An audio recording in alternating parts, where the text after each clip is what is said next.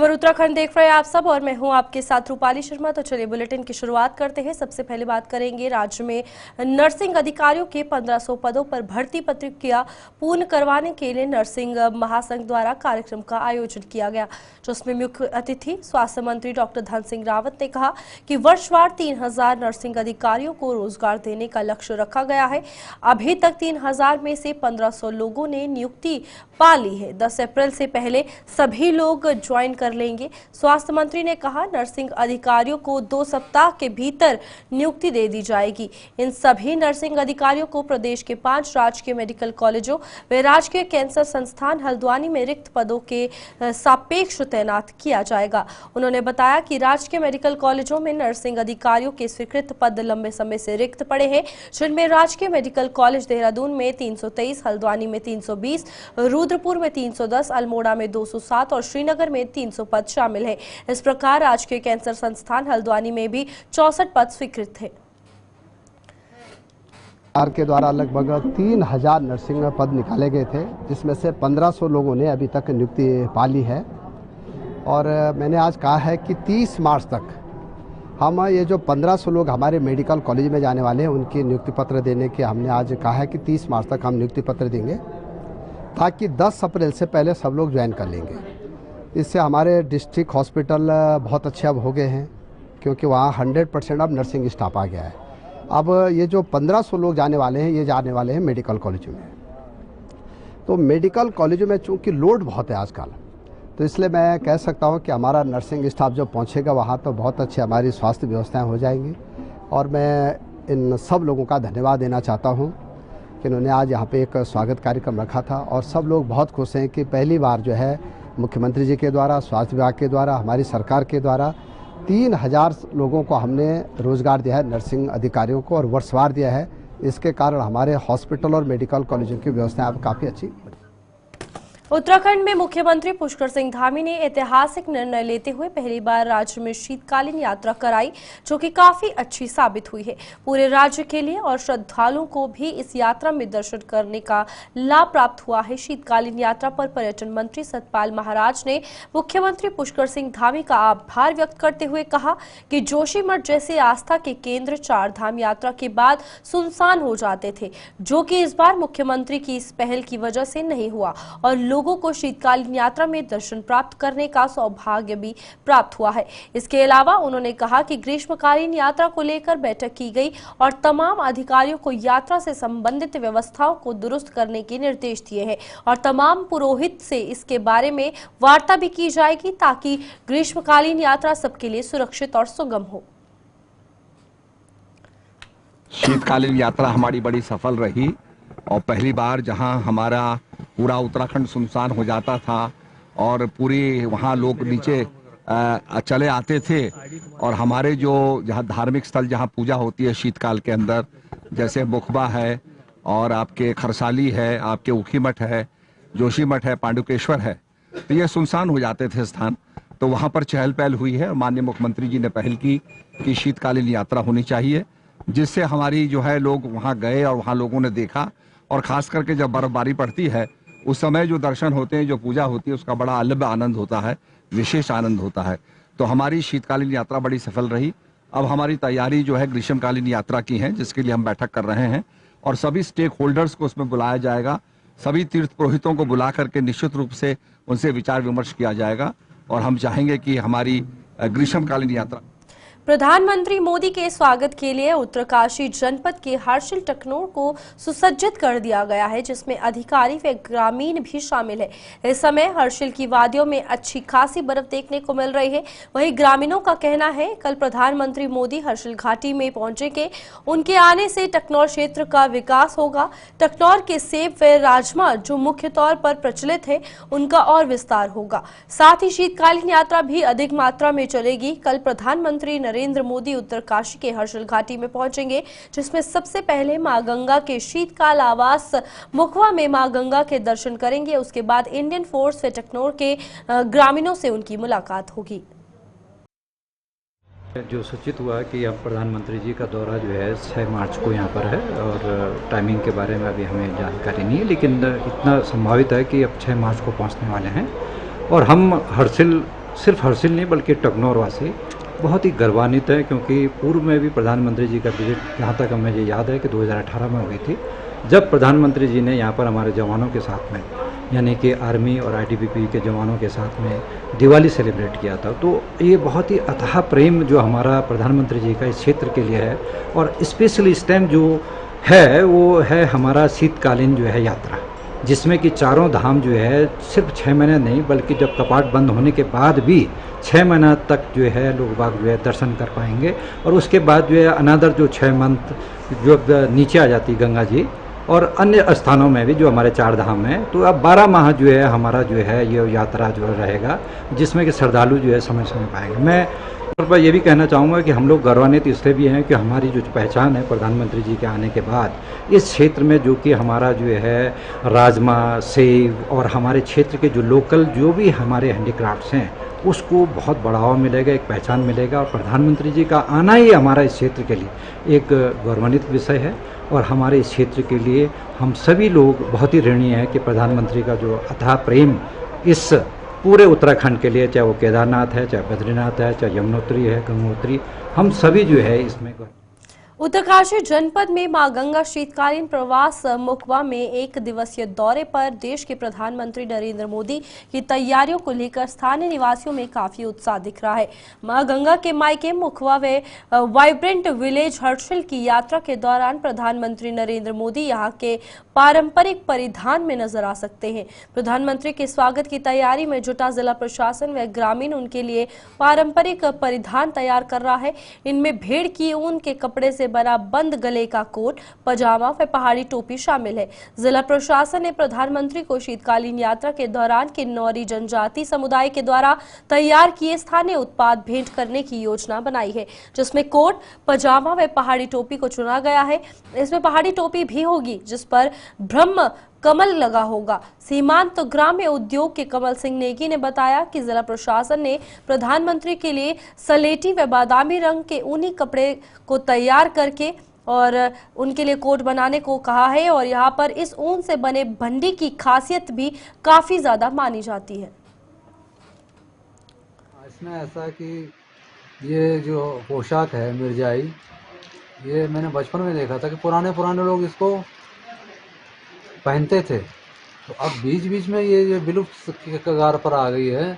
तो मैंने सोचा क्यों ना अपने पुरानी जो पहचान है पहाड़ की उसको फिर उजागर करूं और मैं प्रधानमंत्री जी को भेंट कर पाऊं, और ताकि इसका प्रचार प्रसार हो और लोग फिर अपने पुरानी कल्चर पद्धति शैली को अपनाएं। इस प्रधान का प्रचार प्रसार होने से उम्मीद है कि युवा वर्ग भी इसको। एक और जहां प्रधानमंत्री नरेंद्र मोदी कल उत्तराखंड दौरे पर रहेंगे, वहीं प्रदेश भर से विभिन्न संगठनों के लोग ग्रीष्मकालीन राजधानी गैरसैंण में इकट्ठा होकर कई मुद्दों को लेकर अपना विरोध प्रकट करेंगे। मंत्री प्रेमचंद का बजट सत्र के दौरान दिया गया बयान, मूल निवास और भू कानून में संशोधन सहित कई मांगों को लेकर उत्तराखंडी मूल के लोग गैरसैंण में इकट्ठा होने जा रहे हैं और सरकार के खिलाफ अपना विरोध प्रदर्शन करना चाह रहे हैं। प्रमुख मुद्दा प्रेमचंद अग्रवाल के विवादित बयान को लेकर है, जिस पर गढ़ रत्न नरेंद्र सिंह नेगी ने भी प्रदेश की जनता को एकजुट होकर गैरसैंण में अपना विरोध जताने का आह्वान किया है। ऐसे में प्रशासन के लिए भी ये प्रदर्शन एक चुनौती से कम नहीं है। भाजपा की माने तो पूरा प्रकरण प्रदेश नेतृत्व और केंद्र नेतृत्व के संज्ञान में है। प्रदेश की बेहतरी और भलाई के लिए जो भी निर्णय होगा वह कुछ दिनों में सबके सामने आ जाएगा और इस पर मंथन चल भी रहा है। ऐसे में प्रदेशवासी निश्चित रहे, सरकार और संगठन ने इसे प्राथमिकता से लिया है। देखिए, इन सब चीज़ों में उन्होंने माफ़ी भी मांगी है और ये सब हमारे प्रदेश नेतृत्व के संज्ञान में भी है, केंद्रीय नेतृत्व के संज्ञान में भी है। जो भी निर्णय लेंगे निश्चित रूप से उत्तराखंड के जनमानस की भलाई के लिए, उत्तराखंड के जनमानस की को समझते हुए हमेशा भारतीय जनता पार्टी ने उचित निर्णय लिया है, अच्छा निर्णय लिया है। मैं यही कह सकता हूँ कि इन सब चीज़ों को लेकर के जिस प्रकार की चीज़ें चल रही हैं, ये सब चीज़ों में भारतीय जनता पार्टी के राष्ट्रीय नेतृत्व इस पर देख रहा है। आने वाले समय में बेहतर। प्रदेश में एक बार फिर जल्द कैबिनेट विस्तार को लेकर सुगु बुघाट तेज हो गई है। यहाँ पर आपको बता दें कि धामी कैबिनेट में 4 कुर्सियां लंबे समय से खाली है। सूत्रों के मुताबिक इन्हें भरने के साथ ही कुछ बदलाव भी हो सकते हैं। मंत्रियों के विभागों में फेरबदल की संभावना है। हाल ही में हुई कुछ बयानबाजी के इन अटकलों से जोड़कर इन्हें देखा जा रहा है। भाजपा प्रदेश अध्यक्ष महेंद्र भट्ट ने भी कैबिनेट विस्तार के संकेत दिए हैं। क्षेत्रवाद की राजनीति पर पूछे गए एक सवाल के जवाब में भट्ट ने कहा, निश्चित तौर पर मंत्रिमंडल विस्तार कभी भी संभावनाएं हैं और जिसमें अंतिम निर्णय मुख्यमंत्री को लेना है। पार्टी सूत्रों के मुताबिक केंद्रीय नेतृत्व को मौजूदा हालात की रिपोर्ट भेज दी गई है। देखिए, मंत्रिमंडल के बारे में मुख्यमंत्री को निर्णय लेना है और बहुत जल्दी, क्योंकि उत्तराखंड के अंदर विस्तार होना है, वो विस्तार होगा। चमोली गोविंद घाट में बड़ा हादसा। हेमकुंड साहिब जाने वाला एकमात्र पुल पहाड़ी टूटने से पूरी तरह ध्वस्त हुआ है। बताते चले, इस समय हेमकुंड साहिब की यात्रा बंद है, लेकिन गोविंदगढ़ से हेमकुंड साहिब, फूलों की घाटी और पुलना गांव जाने वालों के लिए 2013 की आपदा के बाद 2015 में बनाया गया पुल पूरी तरह से टूट गया है, जिसके बाद पुलना गांव के लोगों के लिए आफत खड़ी हो गई है। बताते चले, इस समय यात्रा तो नहीं है, लेकिन 25 मई से हेमकुंड साहिब की यात्रा शुरू होनी है। ऐसे में यात्रा से पहले इस पुल का टूटना एक बड़ी परेशानी है, क्योंकि यात्रा से पहले ये पुल बन भी पाएगा या नहीं बन पाएगा, ये एक सवाल है। वहीं हेमकुंड साहिब में मैनेजमेंट ट्रस्ट के मैनेजर सरदार सेवा सिंह ने बताया कि ये पुल 2015 में बनकर तैयार हुआ था और ये टूट गया है। उन्होंने ये भी कहा कि ये पुल यात्रा लायक ठीक नहीं था। इसकी शिकायत भी उन्होंने पहले प्रशासन से की है और सरकार द्वारा सरकार से भी की थी, लेकिन अब वह यही मांग कर रहे हैं कि यात्रा शुरू होने से पहले इस पुल का निर्माण किया जाए। ये 10:15 बजे की है घटना और सभी लोग अपने काम में लगे हुए थे। अचनचेत ऊपर से ये सारा पहाड़ नीचे को आया और बोल्डर काफ़ी बड़े थे, जिसके माध्यम से ये पहली सस्पेंशन ब्रिज है जो टूट गया है और नीचे गिर गया। ये पुल 2015 में लगा था। हमने सरकार को डीएम साहब के माध्यम से भी 2 साल से पहले भी हमने कह रखा था कि ये पुल जो है कमज़ोर है और यात्रा के लायक नहीं है। इसके एस्टीमेट भी बने थे, लेकिन पुल अभी तक वो शुरू नहीं हुआ और मेरी प्रशासन से बेनती या निवेदन है कि जल्दी से जल्दी इस पुल का निर्माण किया जाए, ताकि जो पुलना गांव वालों को भी, लोकल यात्रियों को भी और यात्रा को चलाने में भी कोई दिक्कत ना हो। जहां एक और कांग्रेस चुनाव हारने के बाद भाजपा के ऊपर षड्यंत्र रचने का आरोप लगाती है, तो वहीं जब प्रदेश में भाजपा को हार का सामना करना पड़ता है तो वह अपने संगठन को मजबूत करने का काम करने में जुट जाती है। उत्तराखंड में एक के बाद एक चुनाव हारने के बाद कांग्रेस अब ईवीएम मशीन हैकिंग जैसे आरोप लगाने से बचते हुए नजर आ रही है। कांग्रेस प्रदेश अध्यक्ष करण मारा का एक नया बयान सामने आ रहा है, जिसमें उन्होंने कहा कि ईवीएम में कई चीजें ऐसी हैं जिसको प्रूफ करने में दिक्कतें आ रही हैं। अब करण मारा ने यहाँ पर इलेक्टोरल प्रक्रिया पर कहा है कि नाम काटना और नाम जोड़ने का कानून बना हुआ है और ये फिजिकल है, लोगों के पास बीएलओ को जाना पड़ता है। उन्होंने कहा कि फाइनल नॉमिनेशंस के बाद जो परिवर्तन हो रहा है और नाम शिफ्ट हो रहा है, अब हम लोग उसको समझ पा रहे हैं और जनता के बीच जाएंगे और इसमें हो रहे गड़बड़ी का खुलासा भी करेंगे। ईवीएम में कई चीज़ें हैं जिसको प्रूव करने में दिक्कतें आ रही हैं, लेकिन ये जो इलेक्टोरल में जो दिक्कतें हैं, नाम कटना और जुड़ना, इसके तो कानून बने हैं और ये फिजिकल होना है। आपको रजिस्टर्ड डाक भेजनी है, ये फिजिकल है। आपको व्यक्तिगत रूप से बीएलओ को वहाँ जाना है और उसकी रिपोर्ट्स प्रस्तुत करनी है, व्यक्ति से मिलना है, ये सब कुछ। और फाइनल नॉमिनेशन के बाद जो परिवर्तन हो रहे हैं, नाम शिफ्ट हो रहे हैं, वो बड़ा खतरनाक गेम है और उसको हम लोग अब समझ पाए हैं और इसी को लेकर हम जनता के बीच में जा रहे हैं और हम प्रूव करेंगे इस चीज़ को कि ये हुआ है। उत्तराखंड में कर्मचारी संगठन पुरानी पेंशन की बहाली को लेकर पिछले लंबे समय से आंदोलन कर रहे हैं। उत्तराखंड कैबिनेट ने प्रदेश में कर्मचारियों के लिए यूनिफाइड पेंशन स्कीम यानी यूपीएस पर मुहर लगा दी है। अब कर्मचारी इस फैसले के सामने आते ही इसका विरोध करने लगे हैं। कर्मचारी संगठन ओल्ड पेंशन स्कीम यानी ओपीएस की मांग कर रहे हैं। पूर्व में केंद्रीय कैबिनेट में पास होने के बाद इसका लाभ केवल केंद्रीय कर्मचारियों को मिल रहा था, लेकिन अब उत्तराखंड में भी इसे विकल्प के तौर पर लिया जा सकेगा। और हालांकि कर्मचारी यही चाहते हैं कि सरकार उनके लिए केवल ओल्ड पेंशन स्कीम ही लागू करे। जहाँ तक आप यूपीएस की बात कर रहे हैं, सुविधा सरकार ने दी है क्योंकि जो कर्मचारी संगठन है हमारे, जो इस आंदोलन को लड़ रहे हैं, उनकी एकमात्र ये मांग है कि हमें ओपीएस पुरानी पेंशन योजना है का लाभ दिया जाए। और ये यूपीएस जो है इसमें 12 महीने की जो आपकी बेसिक सैलरी है उसका औसत जो होगा उसका आधा दिया जाएगा। 25 साल के बाद आपको पेंशन लगोगी, जबकि ओपीएस में 20 साल के बाद ये सुविधा है कि आपको पूर्ण पेंशन मिलेगी। तो जहाँ तक हमारे सचिवालय संघ या हमारे जो अन्य संगठन हैं उनका ये मानना है कि कर्मचारियों को ओपीएस से ही लाभ है। तो कर्मचारी एकमात्र मांग ओपीएस की मांग है, और हम ये चाहेंगे कि सरकार जो हमारे संगठन है, हमारे जो इस पुरानी पेंशन योजना के आंदोलन को चला रहे हैं, और बार बार सरकार से, केंद्र सरकार से ये निवेदन कर रहे हैं कि हमें जैसे कि ओपीएस है उसी प्रकार से ओपीएस का लाभ दिया जाए। तो मैं भी चाहूँगा कि सरकार इस पर विचार करेगी, और आशा है कि हाँ यूपीएस है तो ओपीएस भी हो जाएगा। विधानसभा सत्र के दौरान वित्त मंत्री प्रेमचंद अग्रवाल द्वारा पहाड़ियों के लिए कहे गए शब्द पर बवाल थमने का नाम नहीं ले रहा है। उत्तराखंड क्रांति दल मुखर होकर प्रदेश सरकार के वित्त मंत्री प्रेमचंद अग्रवाल को बर्खास्त करने की मांग कर रहे हैं और इसको लेकर लगातार सड़कों पर उतर रहे हैं। अपनी इसी मांग को लेकर मंडल मुख्यालय पौड़ी में उत्तराखंड क्रांति दल के केंद्रीय अध्यक्ष पूरन सिंह कठेत के नेतृत्व में उत्तराखंड क्रांति दल के नेताओं ने प्रेस वार्ता कर गंभीरता से अपनी बात रखी। उत्तराखंड क्रांति दल के केंद्रीय अध्यक्ष ने कहा कि प्रदेश की सबसे उच्च सदन में जिस तरह से प्रेमचंद अग्रवाल द्वारा पहाड़ियों को अपशब्द कहे गए और इस दौरान केवल एक विधायक द्वारा इसका विरोध किया गया और अन्य विधायक चुप्पी साधे रहे, जो बड़ा ही निराशाजनक है, जिसकी उत्तराखंड क्रांति दल कठोर शब्दों में निंदा करता है।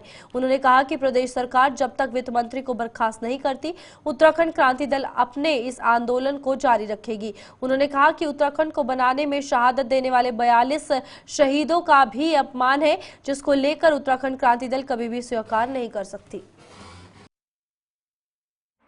लंबी लड़ाई के बाद, 42 शहादतों के बाद, एक बड़े जन आंदोलन के बाद एक राज्य मिला है, और उस राज्य में आज ये हालत हो गई कि जिन लोगों ने इसके लिए संघर्ष करा, लड़ाई लड़ी, और आज उन्हीं को एक कैबिनेट मंत्री हो, वो भी प्रदेश के सदन में जहाँ से सब कुछ तय होता, वहां से सबके सामने गाली दे रहा है।